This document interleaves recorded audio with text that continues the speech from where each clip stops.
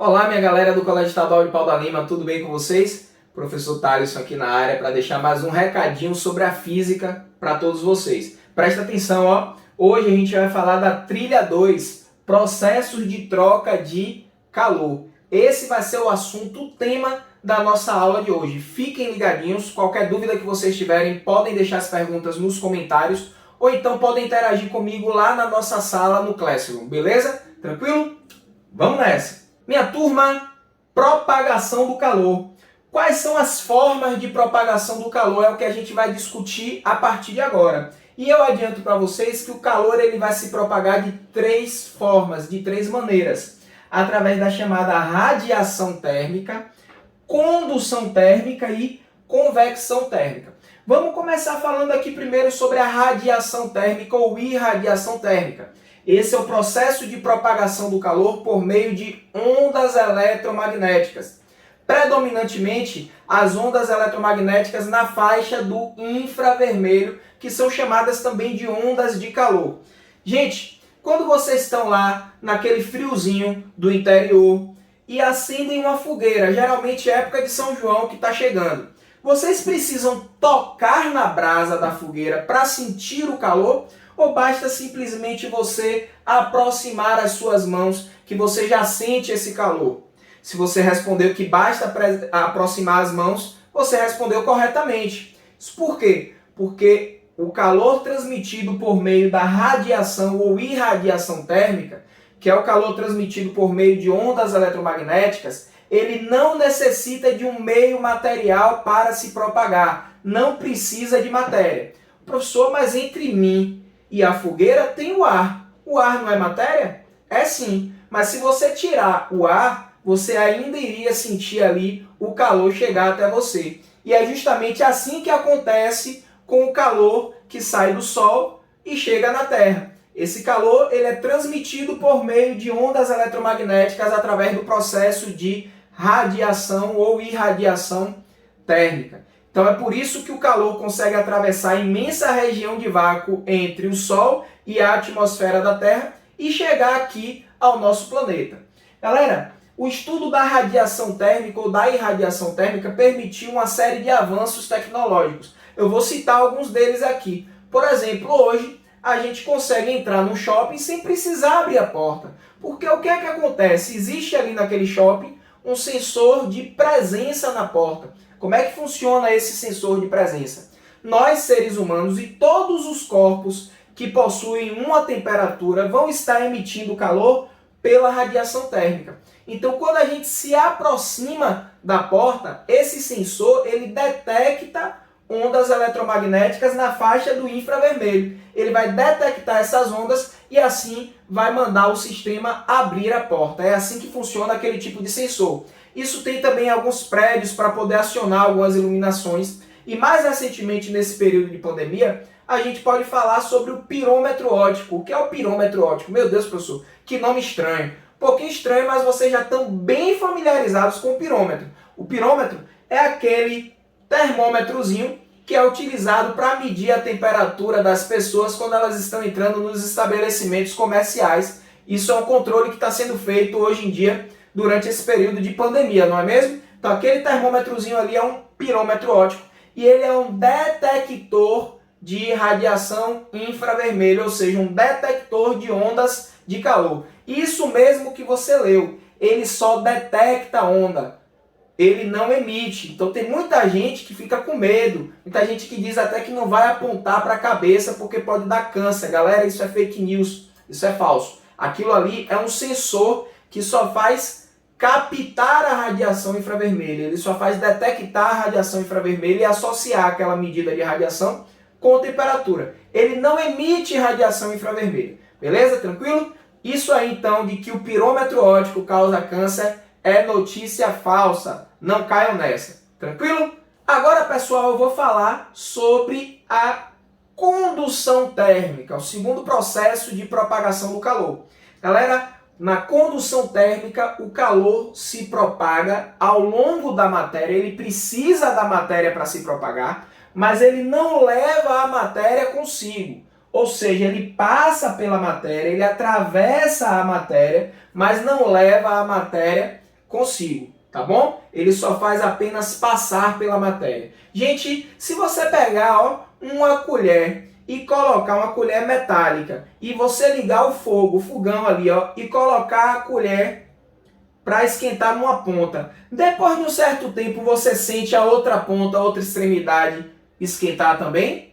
Sente, não é mesmo? Porque o que é que acontece aí? O calor ele está se propagando ao longo da colher, que é um bom condutor de calor. Existem materiais que são bons condutores, outros que não são tão bons condutores assim, tá bom?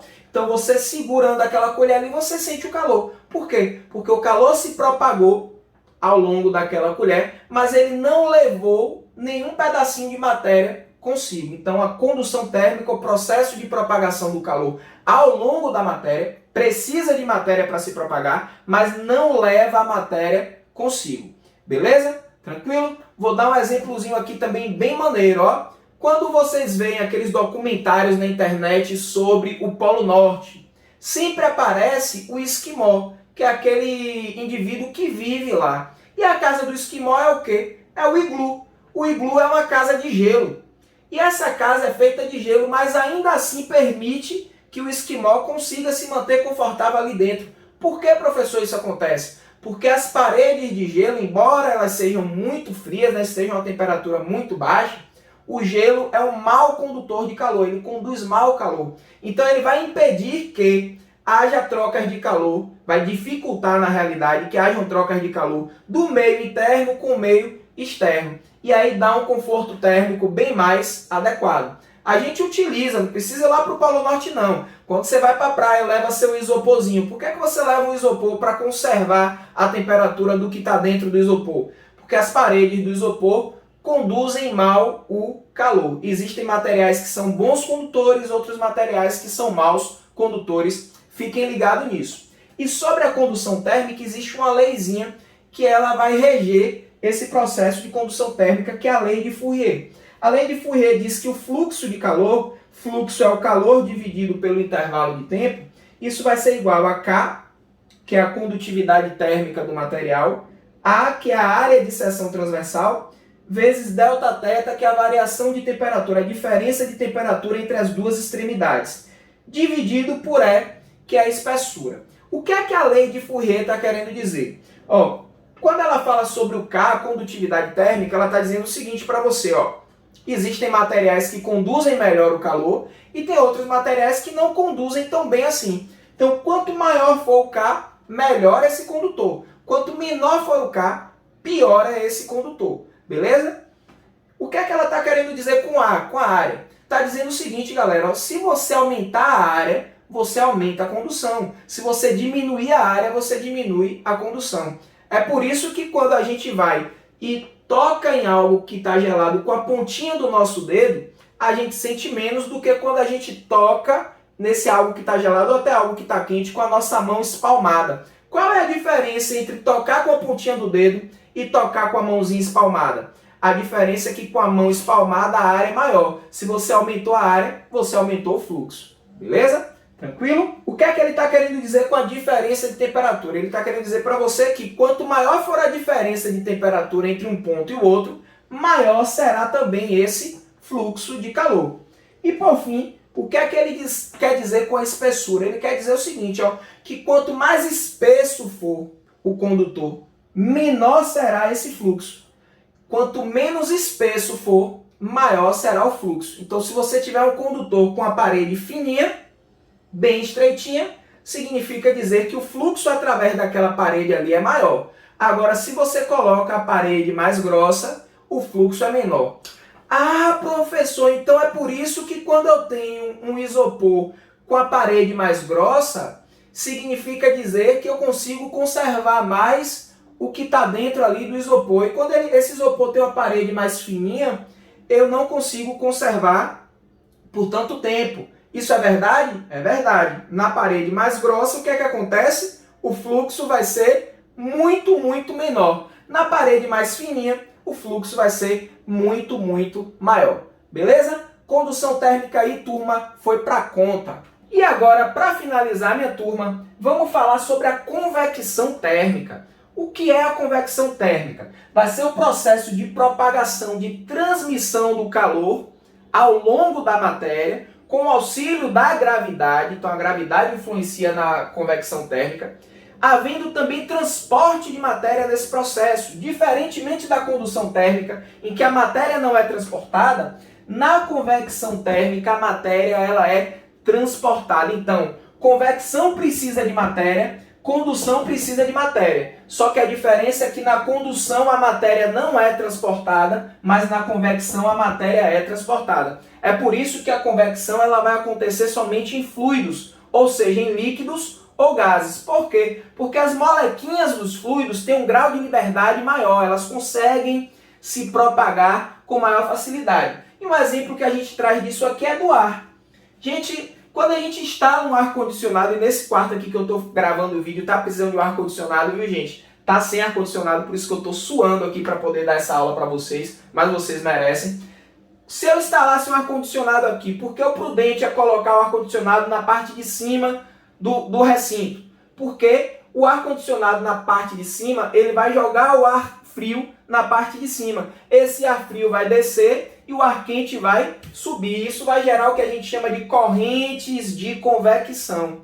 E assim o calor vai estar se propagando. A gente consegue visualizar isso também quando a gente coloca uma panela com água no fogo.